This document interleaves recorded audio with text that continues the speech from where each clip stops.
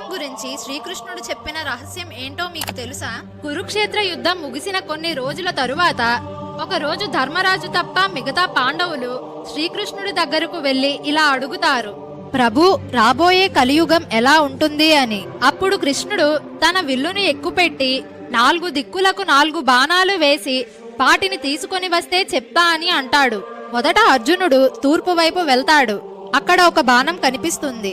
దాన్ని తీసుకునే సమయంలో అతను ఒక విచిత్ర దృశ్యం చూస్తాడు. ఒక కోకిల మధురంగా పాట పాడుతూ బ్రతికి ఉన్న ఒక కుందేలును కొరుకుతూ తింటూ ఉంటుంది. తరువాత భీముడు పడమర వైపు వెళ్తాడు. ఇక్కడ 5 బావులు ఉన్న ప్రదేశంలో బాణం దొరుకుతుంది.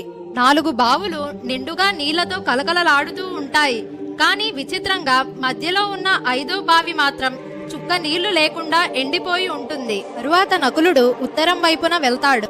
అప్పుడే ప్రసవించిన ఆవు దగ్గర బాణం కనిపిస్తుంది.